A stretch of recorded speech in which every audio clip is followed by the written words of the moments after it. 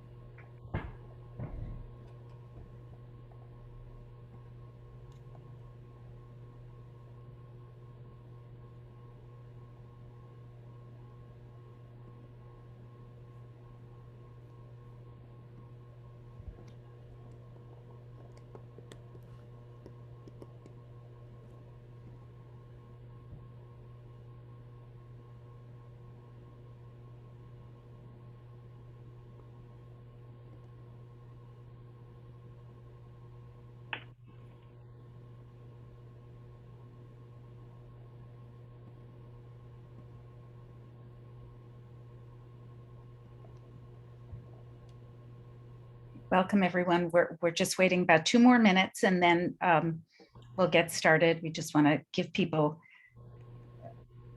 just a little bit of time to log in.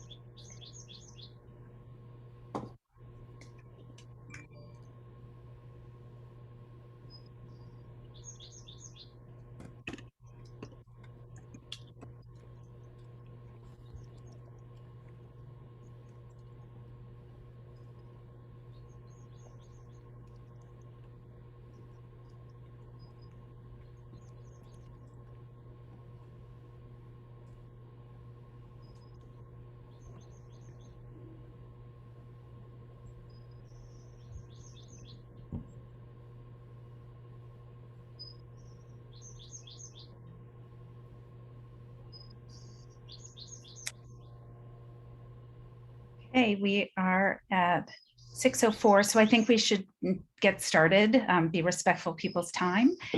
Jess, you're going to kick us off? Hi, everyone. Sure. Yeah, I think we're ready to get started. So actually, we're going to have Francesca Vega, our Vice Chancellor of UCSF Community and Government Relations, open up the floor. Thank you, Liz and Jessica. Welcome, everybody. We appreciate you spending your evening with us. We know that there's a little basketball game happening, but you're here with us this evening, so we really appreciate it. Just real quickly, I wanted to go through some housekeeping items, and then I'll do a quick overview of the agenda for today. Jessica is going to help us moderate the chat. For those of you that haven't met Jessica Orline yet, she just joined the Community and Government Relations team here at UCSF as Associate Director of Government or Community and Government Relations. So really excited to have Jessica on board, and that is a face that you will be getting to know very well. So for Zoom meeting, for our housekeeping items, we encourage feedback, of course, questions, comments. Make sure you raise your digital hand so we can get to you. You're going to be clicking on the button at the bottom of the participants list. We will be recording this session. So just FYI, we wanted to give you a heads up on that. We will be sharing this presentation. So without further ado, I'll go over the agenda and then we'll get started. we have a few speakers here this evening. I want to thank my colleagues for joining us. In just a moment, I will be passing it over to my colleague, Vanessa Stacks, who is our Vice President of Ancillary and Support Services here at UCSF Benioff Children's Oakland. We will also be hearing from James Peace, Executive Director of Design and Construction. And then we'll hear from Herb Musa, who's a principal at Smith Group. So again, have a lot of content to cover, but we want to make sure that you provide any questions or comments. Thank you again for joining us. We'll make sure that we end with next steps, and we'll look forward to ongoing communication in between our meetings. I'll pass it over to Vanessa. Thank you. Thanks so much, Francesca. Good evening, everyone, and thank you all for joining us for another construction update. Again, I'm Vanessa Rochelle Stacks, Vice President of Ancillary and Support Services and Site Administrator at the Oakland campus. So it's a pleasure to be here. In spite of the fact, as Francesca said, there's a little game that's on tonight.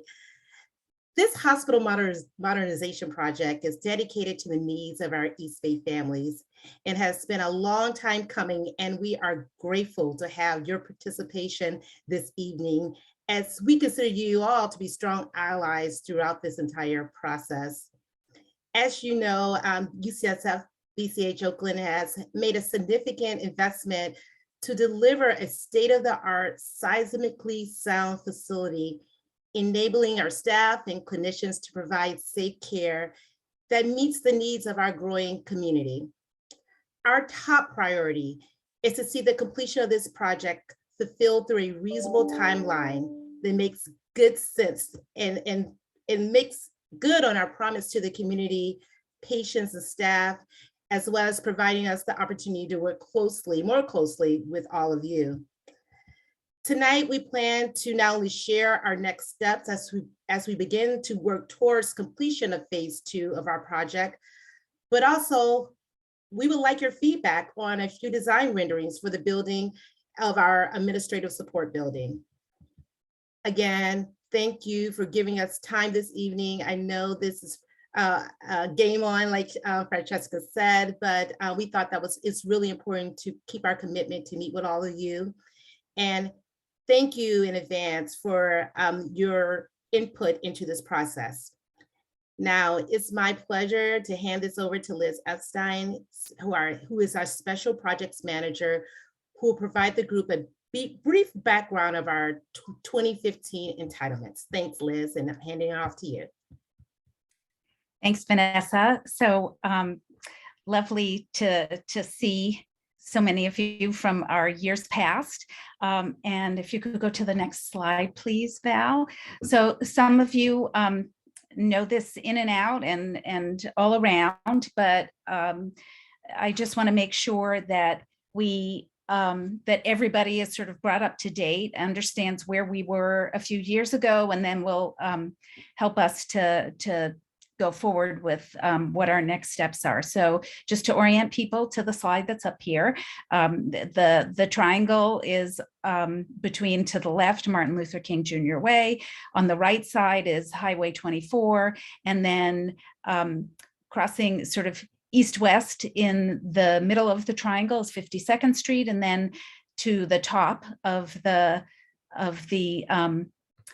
plan is 53rd Street between Martin Luther King Jr. Way and the Highway 24 abutment, I guess we'll call it.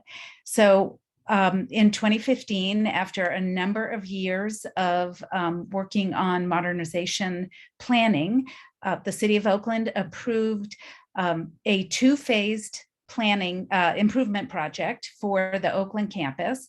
And that included a new addition to the outpatient center located at the corner of 52nd and Martin Luther King Jr. Way. That's you'll see that in some of the Zoom backgrounds here, and I think most of you are familiar with it as it exists.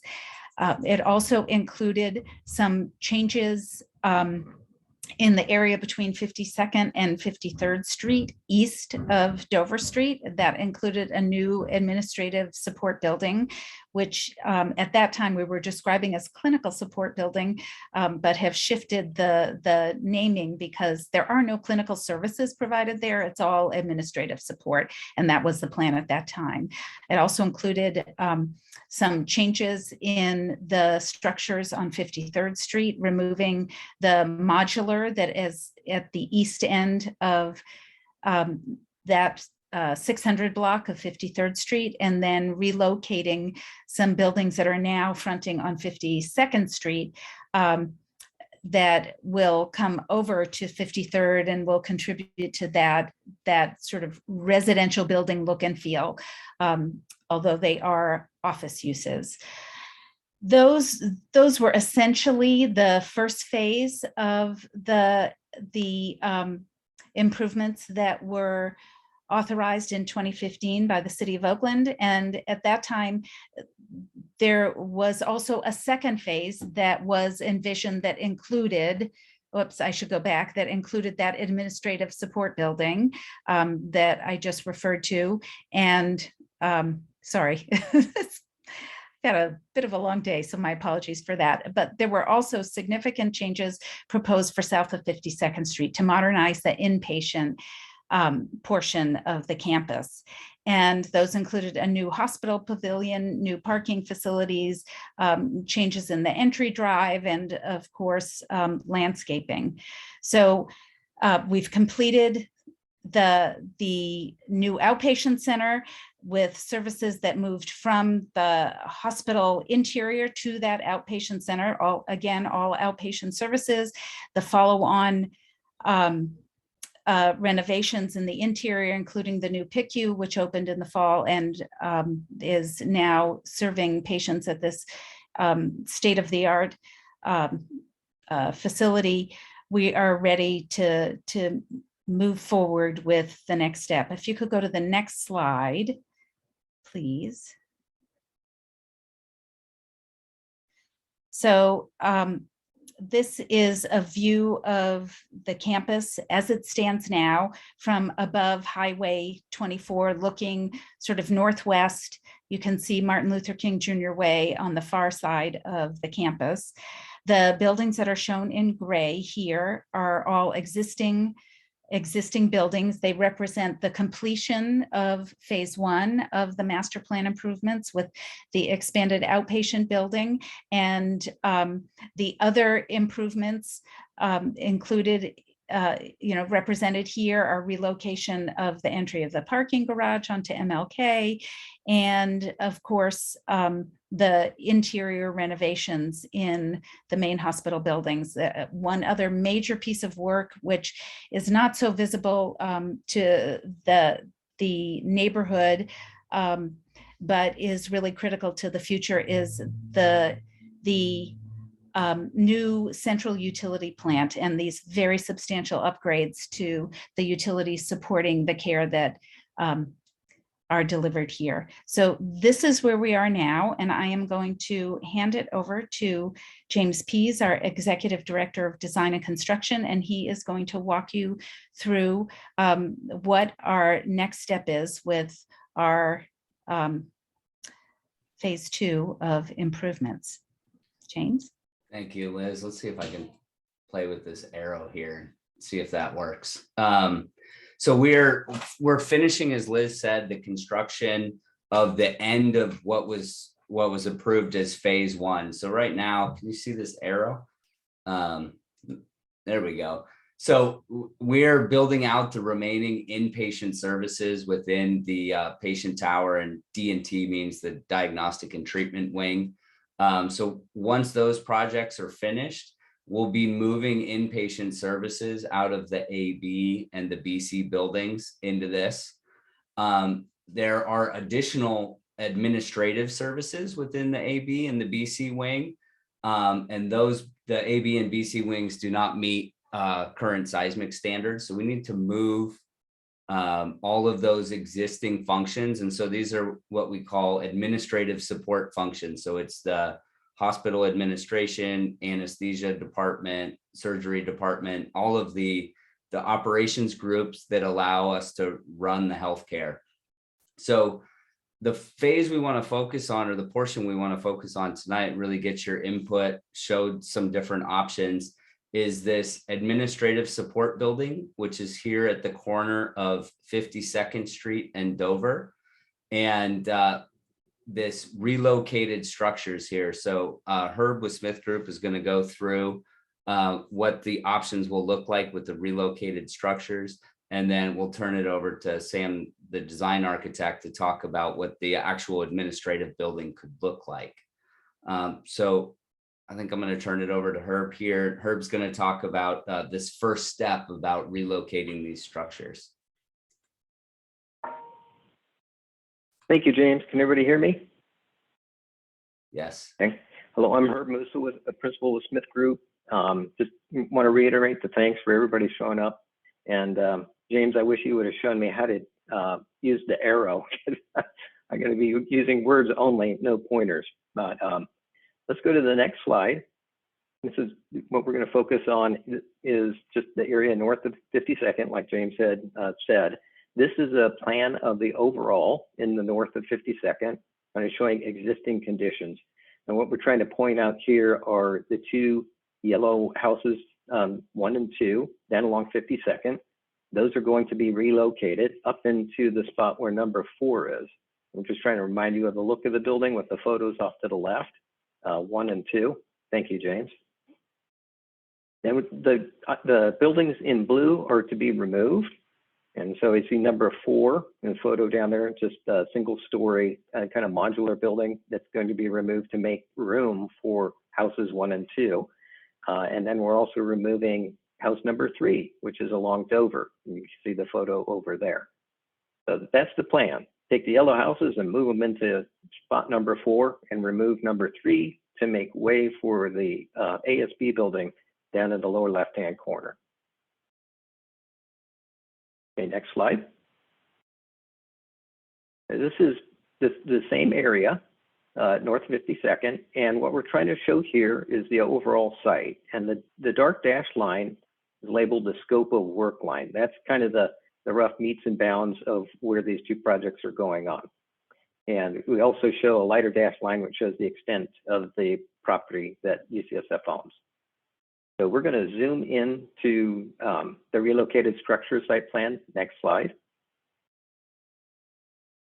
So we're looking at how the houses are going to be relocated. And just want to say these are very intentionally located. We've taken these two houses and we've moved the one on the right-hand side or the east side. We've intentionally moved that towards the east, towards the end of the cul-de-sac to have more of a presence there and leave kind of leftover land there. Both these houses honor the setbacks that are required by 2015.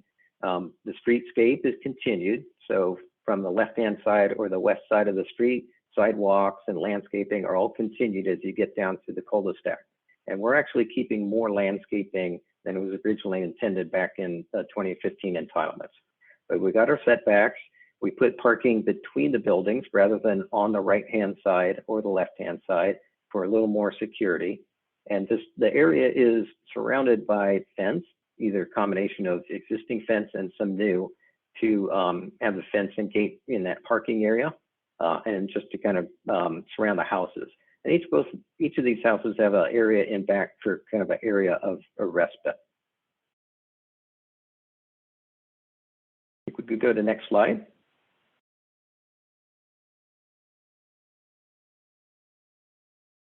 Okay, so we're going to have a combination of photos off to the left and an architectural 3D model to the right.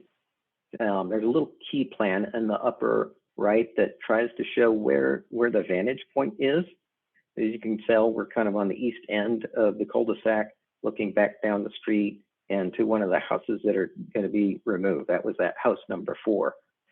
And if you can see, we're on the right-hand image. We're showing the houses in their relocated location. We're bringing them and keeping them at the same height as existing and rebuilding the steps and the porches to maintain the architectural character that they have and to keep that residential character in the street. We're trying to keep more landscaping, as I had mentioned. The photo on the left, I'll try to point it out. The big tree to the left, and the tree to the far right that's kind of at an angle. Those two trees are remaining. We're taking the tree out in the middle because that's right in the way of the driveway. But we are adding some ornamental trees along that zone between curb and sidewalk. Next slide. And this is again, there we go. This again, towards the end of the cul-de-sac, there's kind of a straight on view of the two houses being relocated. So you get more of a straight on view of the kind of architectural character. And I think you can see that the trees off to the left that have a little bit of color, those are the added trees, and these tree off to the right should be existing. We're somewhat limited by the rendering capability. We're drawing from trees that are already pre-made. They can't exactly replicate what's out there, but trying to give an accurate representation of the trees as best we can. So that's a quick spin through the relocated houses.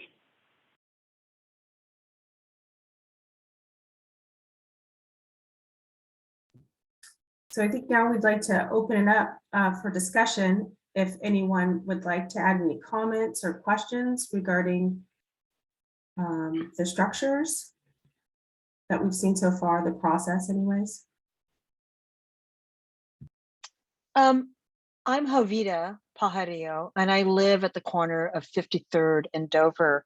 And I really very much appreciate Children's reaching out to the community and having this Zoom update. And I have not plugged in a while, but it's interesting to hear the update. My question is, I appreciate the fact, that you're maintaining the residential character of our neighborhood. But I did see one of your slides that north of 53rd, you do not reflect, that there is like an HR building at 53rd and MLK. Also to mention that north of 53rd, you do have that lovely craft house that is part of your footprint. So I just want to ask, what is your timeline for proceeding? Because, we're now in 2022, and earlier when the master plan was approved by the Oakland City Planning Commission and the City Council, all of this was going to be like concluded by 2025. And I understand all the situation with COVID and financing and the world events that has perhaps set back your planning. So I just want to get a sense of what is your timeline for all of this to happen?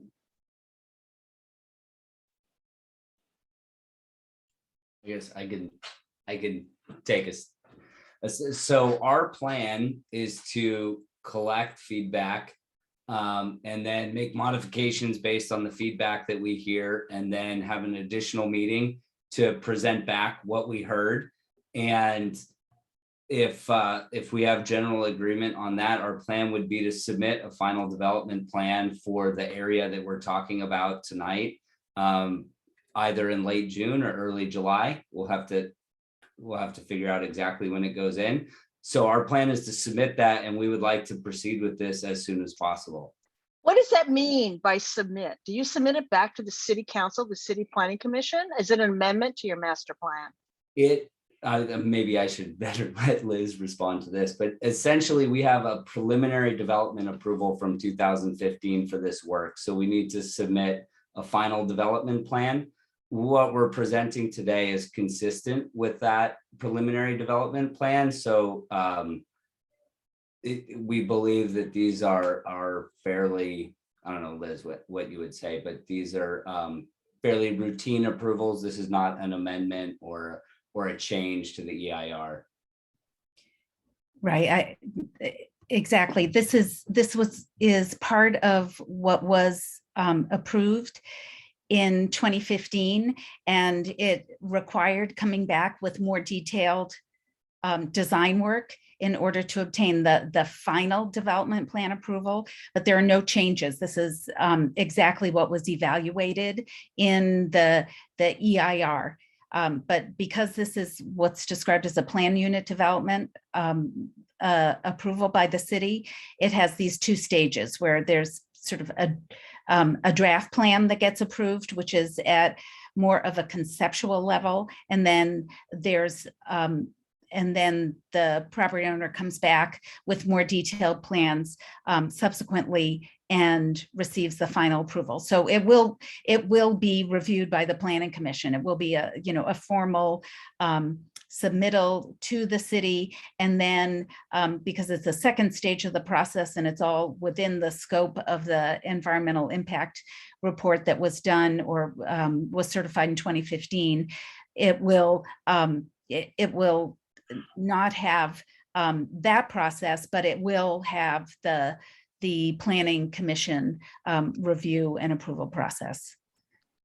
Thank you, Liz. I really appreciate you, but I also want to know what is the timeline for all of this? I mean, Right. yeah. So yeah, our neighborhood's been like on attack by PG&E and East Bay Mud and all this kind of chaos and everything. And so when do we kind of anticipate how you're going to move into phase 2? So at a high level, I would say if we submit in the end of June, we anticipate that we could have approvals early next year, that we could be in construction by the middle to end of 23, and that this building could be open late 2025. We would then, we're still studying exactly what the pavilion piece is going to look like, but our goal is to have inpatients in a new building in 2030. A lot has to happen to get there, but that's what we're shooting for. And just with respect to the inpatient aspect of this, we will come back right now because the plan that was approved in 2015 was based on planning that was done, 2010, 2012. And so we've had now a decade of change in both the healthcare environment and standard of care, which basically means what is state of the art now. And it is different than 10 years ago. So we're doing just a relook, and we're not at a point to bring that to you with a design yet. We're still just sort of starting a sort of a reassessment of whether what was outlined in 2015 is precisely matched to the current standard of care. So that we will come back with that and have a whole, review and process with neighbors. That's really terrific. I just want to ask, I know that there aren't many of our neighbors in on this call, but I just want to know if you're going to send out a newsletter or something to let people know what's going on and how things are proceeding. I think a lot of people would appreciate knowing that. Thank you for that feedback. I don't know, Liz is shaking her head. I see Vanessa, myself. That's great feedback. We appreciate that. And we want to make sure that when we have these meetings, the more inclusive, the more folks that can join us, the better. So appreciate that.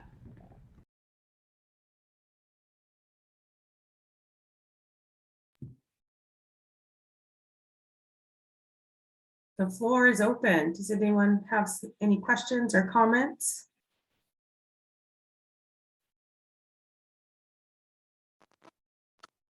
Hi, my name is Tim. I'm also a neighbor on 53rd, and I'd like to second, sorry, the kids in the back.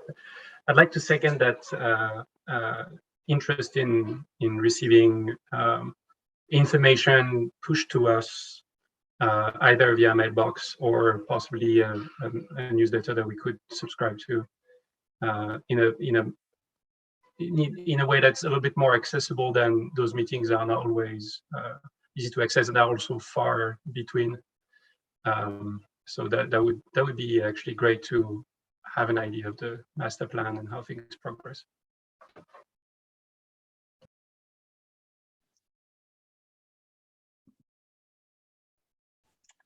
I just also want to say that this neighborhood is in transition. There are a lot of people who have moved out, people who moved in, and they don't know the history of this neighborhood with children's. And so I agree with Timothy that if there's some kind of outreach, whether it's on a website or through the mail, to let people know kind of the plans, because I have to say, I've lived here for 24 years and I've seen the transition changes in our neighborhood. And a lot of people, they're not renters anymore, they're homeowners. And so I think they need to be made more aware about the plans, because, you know, I was part of that, I know Liz knows this, I was part of this sort of like homeowners association advocates, activists that went to City Hall and the City Planning Commission. And I just think people need to be made aware or given where they can go for more information.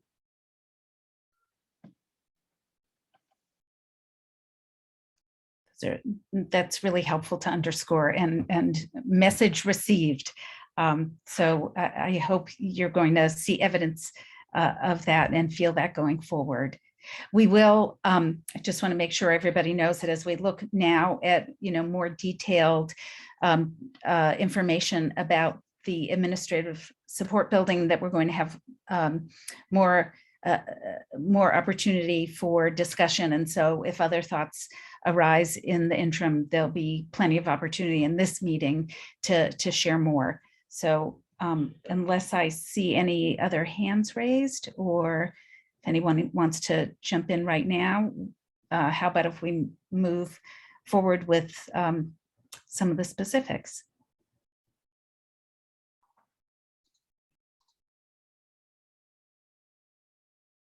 Okay, great. Good evening, everybody. I'm Sam D'Amico. I'm going to be going over the design progress that we've made on the administrative support building.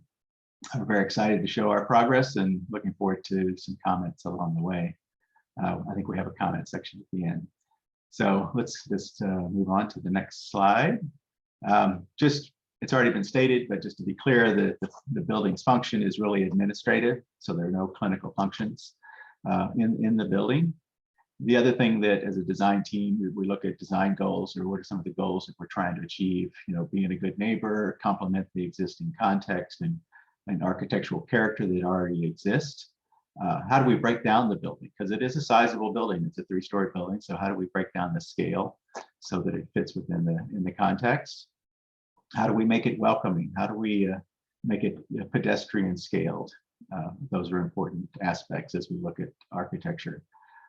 And then looking for ways to integrate community art. We hope that we have an opportunity to engage with the local community artists, and that would be something that we would look forward to, an opportunity to integrate into the architecture. And then as sustainability requirements, we're looking to exceed the requirements that are established by the City of Oakland. So taking that lens of those kinds of goals, I'm going to take you through a couple of slides here to take you to the next steps here. So first of all, it's really understanding, again, back to the context. So we looked at the existing context of the outpatient building. What's the character of that architecture that we looked out for that? And it has certain things and architectural features that we wanted to maybe complement with the new structure.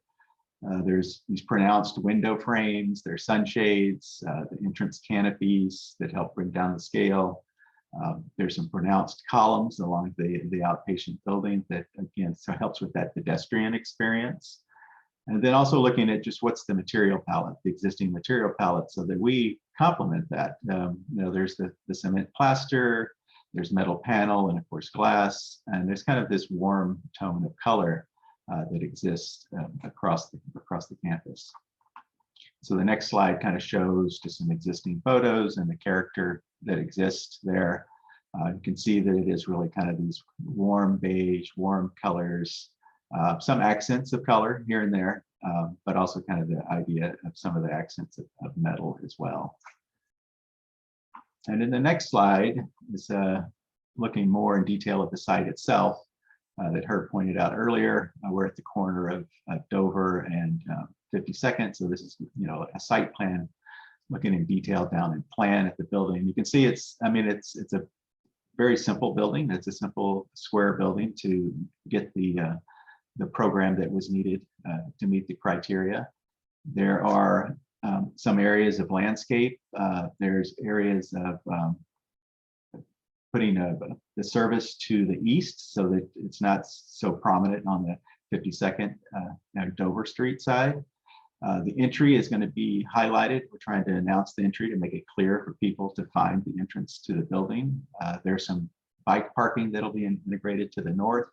And then to the northeast area, there's a small little respite area that we're looking to give back to as a building amenity.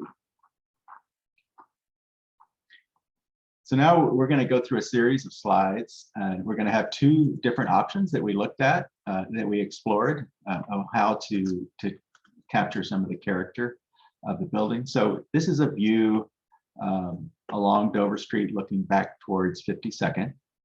In this option, it picks up on some of the sloped roof gesture, albeit mild to some degree to the residential area.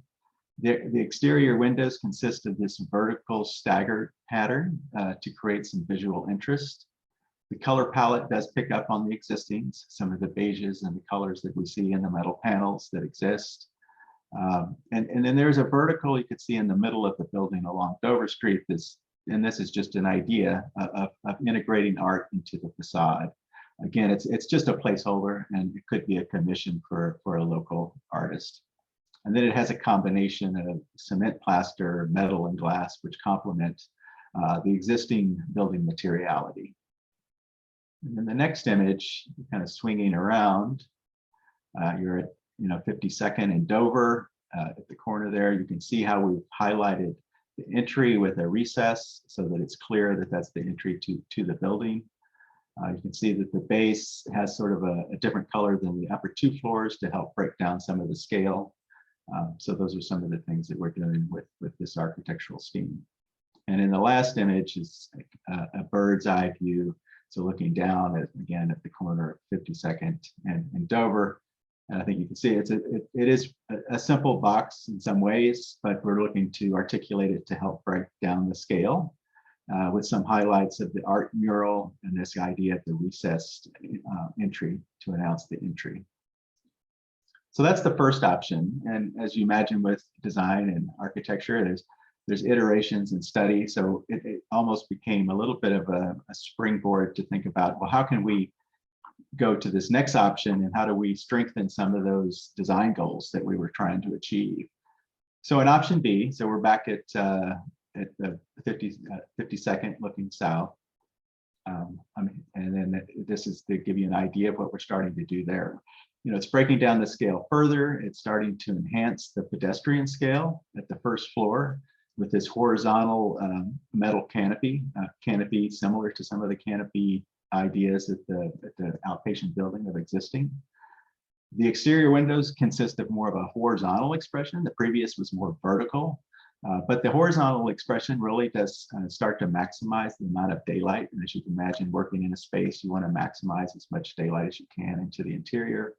It also provides, given this sort of horizontal read, provides for greater planning flexibility as the occupants start to come into the building. And also adds just another level of visual interest. And then the sort of the vertical elements that we call them fins, sort of a projection on the facade, help break up the flatness of the facade and add additional articulation and color to the facade. And just like the other one, we are starting to pick up on the color palette of the existing with some of these warm, earthy colors that start to work with the context.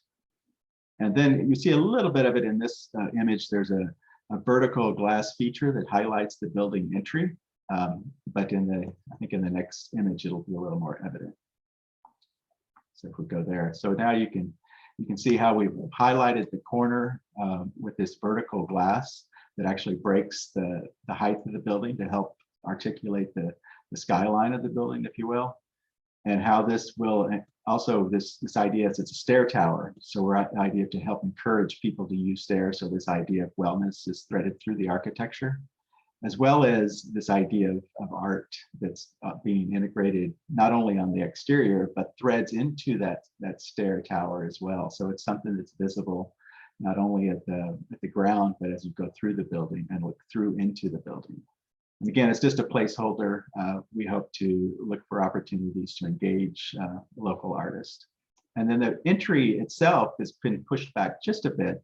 And it actually exposes, and it's a little hard to see in this image, a couple of columns, much like the colonnade that exists at the outpatient. So sort of giving that little bit of relief, sort of improving that pedestrian experience, enhancing that idea of welcome to the building. And in the last aerial view, again, just sort of seeing how it sits on the site, how there's that stair and the way the lantern almost that it pops up, how it addresses the corner, the canopies that help break down the pedestrian scale. But we've done a lot of things just to help break down the scale of the building with the base, and then the upper part of the building with the horizontal read of the windows. And then I think there is in both schemes opportunity, this idea of integrating art into the architecture, which I think is a really great way to engage the community at large. So that's what we have for the two studies that we wanted to share with you today. And of course, we would love to be happy to address any comments you may have. Thank you.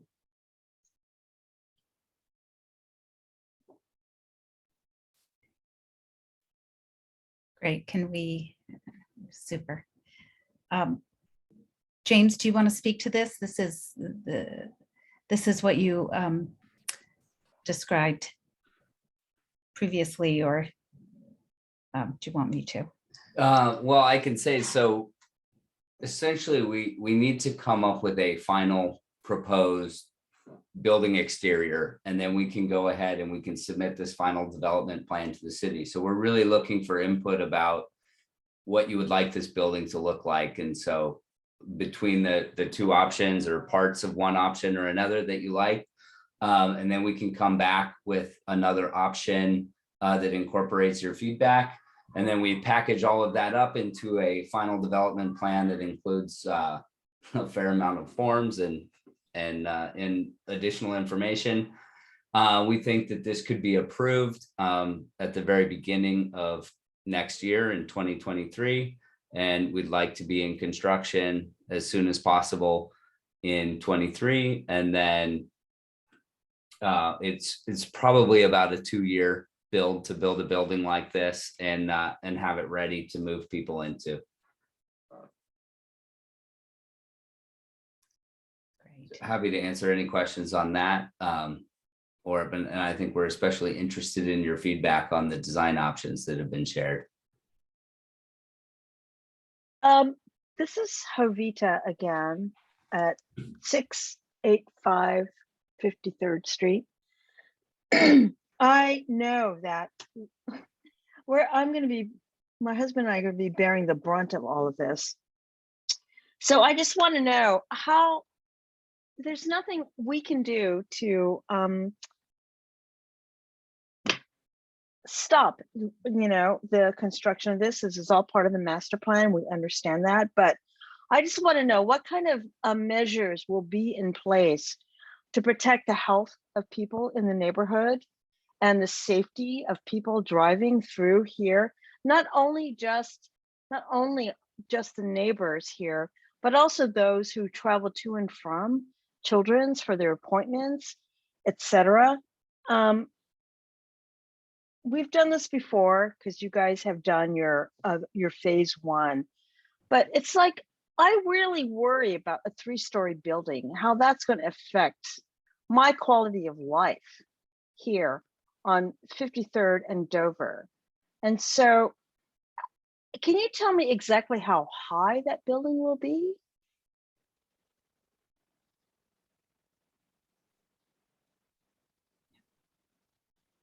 Is it going to be like James, do you want me to? 800 feet? Is it going to be like taller than that? Yes, Herb, if you have that number, that'd be. Well, there's 3 stories of 15 feet, so roughly 45 feet. And we would look to reduce that. You save money if you reduce the height of the building. It kind of depends on all the mechanical ductwork and piping. And we work with to squeeze that down to bring the height of the building down for roughly 45 feet. So 45 feet for 1 story times 3. Is that what you're saying? No, 45 for the total height of the building. That allows 3 stories of 15 feet. Okay. Thank you for clarifying that. Tennessee Reed, 870 53rd Street. I was wondering if you'd be able to build a statue around that area to our late family friend, Sarah Webster Fabio, who was a poet, and she taught at Merritt College, the old Merritt College here on Martin Luther King, and she instituted the Black Studies Department. So I was wondering if you'd be able to build a statue for her.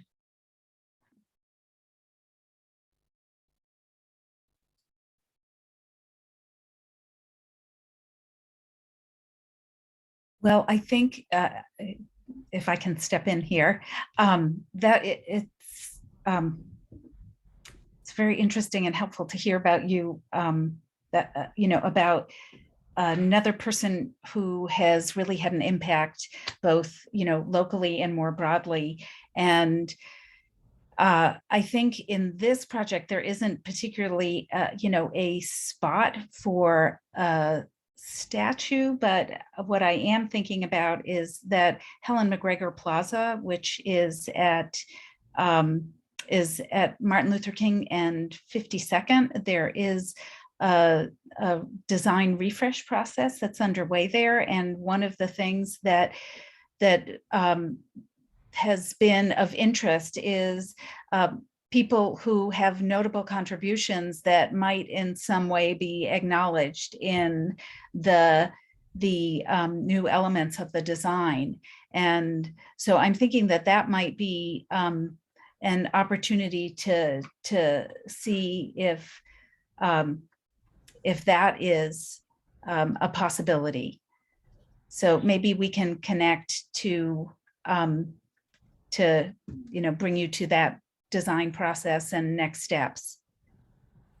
Thank you, Liz. And thank you, Tennessee, for that thought. Appreciate that.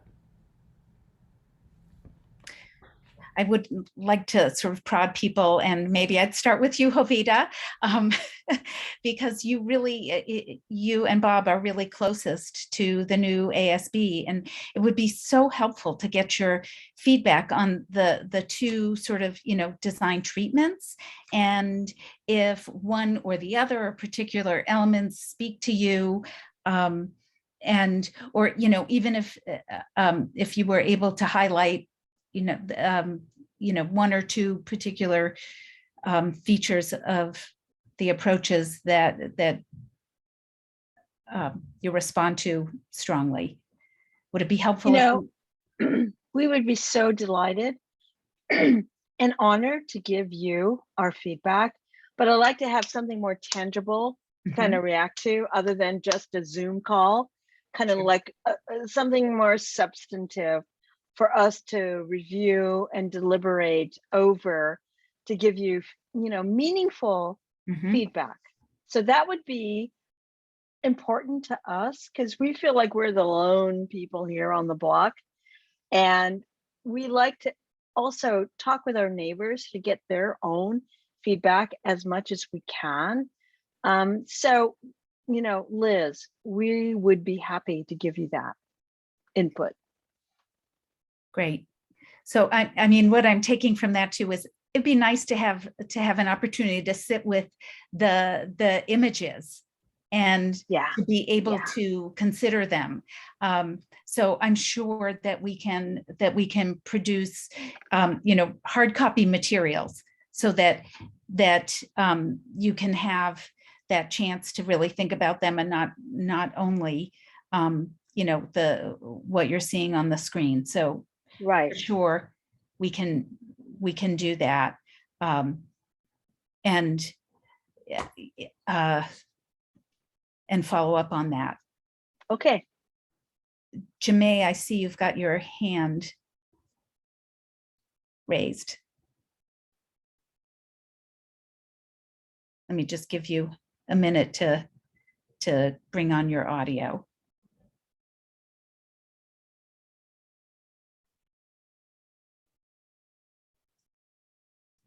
Can you hear me now? Yes, great. Okay. I'm sorry about that. No. To piggyback with Jovita, please, if I may ask the question, and this was thought of many years back, the old construction team, Turner, and they came in, gave the plan, went to the city, signed off on it, was good. And now that we have become part of UC San Francisco, what is the difference in the building from Turner and the first phase to the second phase with Winterton? What's the difference in the buildings? I understand there's going to, there's what is this $1 billion new second phase is going to be done. Is the difference so much that it's going to even impact this community even more? I live here also. I've seen a lot of changes, more changes than probably most people that I can see on this board. Grew up here. So what's the big difference in how the structures will look? What kind of impact? What are we going to be up against? What kind of streets are going to be needed to be closed? Are we going to need to go to hotels, motels, or Holiday Inns while all this is going on so that we can have some peace? We can have quiet? A lot. It's a lot that's not being answered. So, those are really good questions. So, one thing that is an absolute certainty is that when we have a design that is approved, when we are then moving into the construction drawings portion of this, that there's going to be a really robust, I'm going to venture to say probably, very frequent meetings with neighbors to be very clear that we have an excellent construction management plan, which will be to retain the best quality of life for residential neighbors and to really contain the construction activity for putting this new building in place. And so similar to the lead up of the construction of the new outpatient center building, we are expecting that kind of engagement, which was, every few weeks and going through in detail, discussing, the phasing, what will the routing of materials be? Where will construction laydown be? What will hours of construction be? Where are construction workers going to park? How are we going to manage and contain noise and dust? And those things that are really important for people who are living and frankly working or coming to receive care immediately adjacent to that. So that is, absolutely a commitment of the hospital to do that from the get-go, that planning and working with neighbors and communicating constantly, really, so that we can absolutely, minimize to the greatest extent possible what the friction would be of being so close to the construction site. So I just want to be really clear about that is a full-throated commitment to that. And with respect, you did mention sort of the $1 billion investment that has been referenced for inpatient facilities, and that will be, a further plan that we will, be developing and coming back to the neighbors to, go through in detail when we've got something that is reasonably, identified, to then go through both the design discussions as well as a construction management plan. All I can say is I do hope that we will be better respected this go around. I absolutely believe that everybody on the team on this call is fully committed to being respectful, completely engaged, and really highly value the relationships with each of you. Thank you.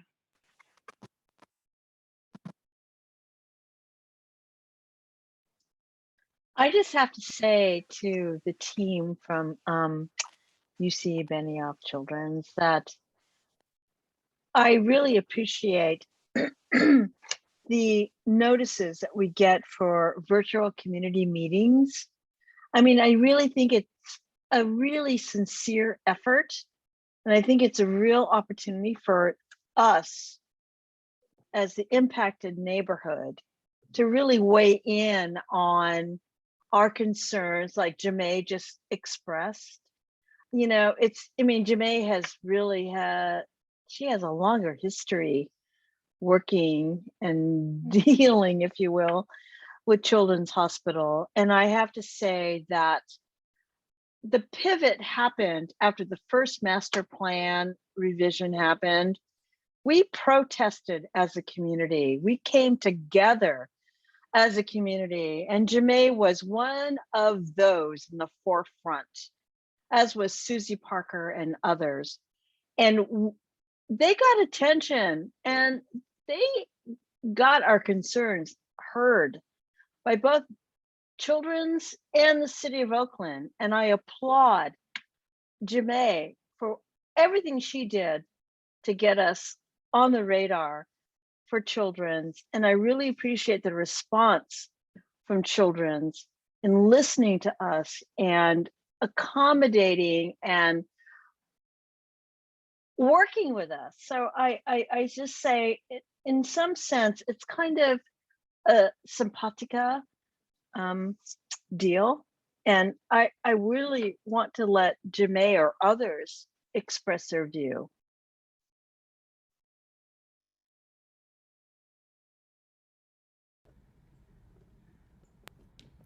Perhaps it's selfishly, but I appreciate the feedback. This is good history to know. So thank you, Jamae and Jovita and others for sharing. Timothy, appreciate it. Kathy, it looks like you have your hand up. Yes, my name is Kathy Leonard. My family has been in the Santa Fe neighborhood, which is just west of the hospital and Children's Hospital for 70 years. And I have 10 brothers and sisters. My parents were a little happy there. And we all spent time at Children's Hospital as kids, all 11 of us, all of our family members that live in Oakland. So I'm really happy to see that the community outreach. I remember during phase 1 under Bert Lubin, may his soul rest in peace, was really great in reaching out to the community. And he was like the first person or head of Children's Hospital that really reached out to the community. And you know, we adored him and are sorry at his loss. But I also want to give props to Jamae James. I worked with her on the Santa Fe side, she on the Bushrod side, to get, you know, community benefits for the Santa Fe side during phase 1. And we're happy with the benefits that we did receive. Some of my neighbors didn't take advantage of it, but that's another story. But yes, Jamae was at the forefront of this battle to get Children's Hospital to really listen to the neighbors. And she was persistent. She's the type of person that you want on your team because she does not go away. She was born in this neighborhood. She was raised in this neighborhood. And so this is home to her. And she wants to make sure that some of the character is retained, and certainly the respect of people who have lived here all their lives, like she and I have. So continue to do your outreach and keep neighbors informed as to what's going on. Yeah, and so we'll see what happens with phase 2. Good luck. Thanks, Kathy, and thanks for all the work that you do that in this neighborhood and for the community. And you've definitely been a steadfast participant and advocate. Sydney, I see you have your hand up. Hey, yeah. Just wanted to chime in real quick, say thank you. A special shout out to Liz. I think you're doing a great job fielding questions. I'm new to the area, moved here like a few months ago, maybe, to specifically on Market Street. I've been in Emeryville for a while, but I just wanted to put my 2 cents in to remember that space that is in question is also sort of a path from the Longfellow area over to Temescal. Anytime we walk over that like 1.5 miles, whatever distance, we usually pass right by the hospital across that street. So just to keep in mind it as a pedestrian passing through place also. Thanks. Yes, that's great. Great point. And what I'm going to encourage is just for a minute, if we can go back to the slides and look at even those 2 designs, you know, with the understanding that we're going to help you to have other materials to look at and to contemplate, so you can, you know, have time to think about reflections. But that is a really important consideration that the architectural team has been you know, keeping at the forefront, is having a good pedestrian environment. And that is a really important pedestrian thoroughfare as well as one for vehicles. And so it would be really lovely to have your feedback on what you think speaks to that, both on Dover Street and on 52nd. And so just as you know, one of the elements to consider as you look at the different design options. So maybe we can, again, just have a couple of views of this. And again, I would just encourage, even if any of you have preliminary reactions to them, you know, I love this, I hate that, or, you know, my favorite feature is X, or yes, we love the idea of art integrated into the exterior of the building design and visible to passersby. I'd really encourage you to share with us, knowing that we are looking forward to more feedback coming after this particular meeting. Can I nudge anybody? Just one more nudge, it would be, you know, even the simple part of, you know, one of them is very vertical in a way, and in some ways, some people might think that makes it feel taller, whereas the one that's horizontal, the idea was to try to bring down the scale further by breaking it down. So even if you had any reaction to even that idea, and many of the others that Liz just mentioned, because we really would appreciate the feedback, because it helps us move it forward and hopefully in the direction that everyone is feeling comfortable with. Sydney, Hi, yeah, just, great. I'll back in. I don't know that I have a preference between those two general styles. It'd be hard to, I don't know, I don't have a gut reaction, but just a +1 to more art always. So Great. That's helpful. And so I would, I'd invite others to share that. I do think that Sam's comment, is one to think about, that this option A does have sort of a more vertical and sort of, taller feel. And so, even any reaction to that would be helpful.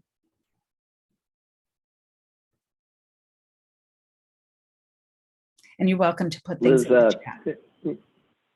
I don't want to sound like I'm leading the witness, but what you see here with the horizontal nature and the canopies, and then when you get to 52nd, I mean, this was a later progression of responding directly to how to just make the, onto the pedestrian and the through path on 52nd, which I think Sydney was talking on.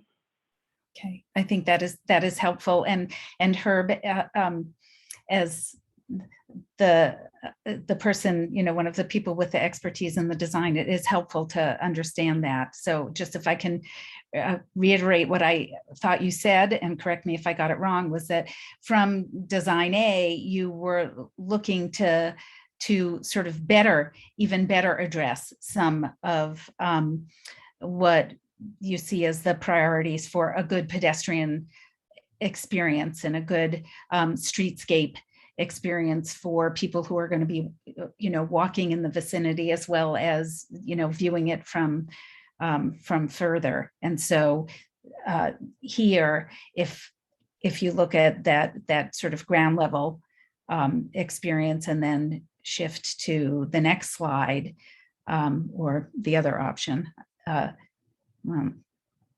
other design here, you can see that this was, I hear you saying that option B was part of an attempt to even improve upon that. Is that right?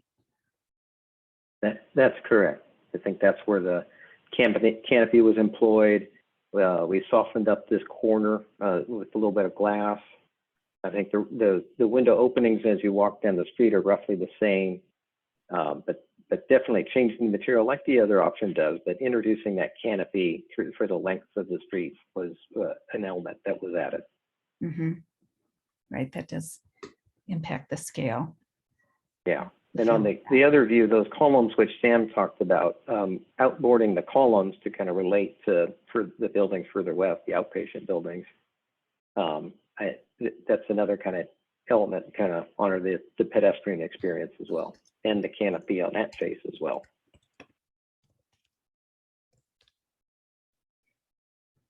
Great, that is helpful. Well, one more round of prompts.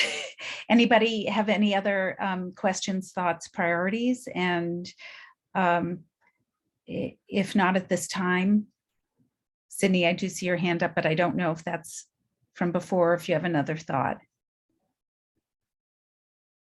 Oh, okay. So we are going to follow up with all of you and come back to you with more information so that you can consider these and share feedback. And I would encourage any of you who want to reach out. You could reach out to me or to Jessica, and follow up either with specific thoughts or just to ensure that we're aware of what your concerns and interests are. So we have another community meeting scheduled June 16th, and I'm going to do more prodding and poking to elicit your comments and preferences at that point. So Liz, Sorry to interrupt. Go ahead. I would love if we could just share with the neighbors that have joined us today our coffee and conversations coming up. That would be helpful. I think I really look forward to meeting folks in person. Great. So, Francesca, thank you for mentioning that. So we not only want to have these kinds of, construction or design-based meetings and conversations, we'd really like to establish, really open, fluid dialogue, and to have more informal opportunities to partner together. So we're intending to start a new series of what we're calling Coffee and Conversation, and we mean it quite literally. We will have the coffee, and our target first date is Saturday, June 11th, and just a couple of hours late morning. You can sleep in, and then we'll wake you up with some lovely coffee and tea, and just to have an opportunity to hear what you're thinking about, for us to share what we have that is related to other things that are priorities at the hospital or of interest, and to build on that. So please do look for more information about that. And we hope to get to a point where you're tired of spending time with us. Hey, Liz, can I offer one other possible to help us move forward? Unless, I really appreciate Jovita's comment. It's hard from these drawings to really get a feel for what it's like. And I think what we could do is we could do, closer in drawings that really start to give you that feeling of it. Renderings are never completely accurate, but it certainly gives you a better feel.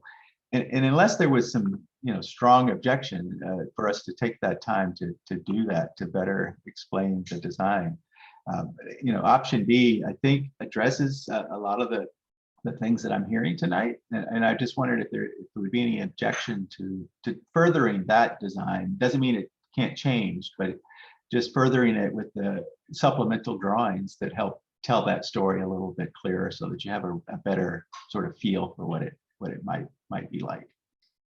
Does that make sense to anyone? I see a thumbs up from Sydney on that, and I do think that it would be helpful to, have more illustrative materials to help people to envision what that would be. And I think we can also reach back out to you so that you can both come and find the recording of this meeting if you want to listen to it again, but we can also post there the design work that we do have, so that you can look at it at your convenience. So I think, in addition to what you're saying, Sam, that it would be helpful if we could, provide those, so people don't have to go through the whole recording to see them, but could access them more quickly. That sounds great. Well, I guess I'm thinking that we should let everybody go and cheer on the Golden State Warriors, and that we will follow up with you. And again, in the chat is my contact information and Jessica's. And oops, Kathy, I see you've got your hand raised. Go ahead. Yes, I just had a quick ask. I might have missed this. You may have already said it, but it would be great if you could email the video to the recording of this to the participants, and I could share them with my neighborhood and also with Longfellow, because all three of the neighborhoods, including Bushrod, were involved in phase one. And so, yeah, it'd be great to let them know. Yes. Thank you. Yeah, we will send the link where you can get to this recording, and absolutely, we appreciate your efforts to help more broadly inform. Thanks to all of you for spending this time with us tonight, and we look forward to much more of this going forward. Have a great evening, everyone. Good night, everyone. Thank you so much. Hi, Jemay.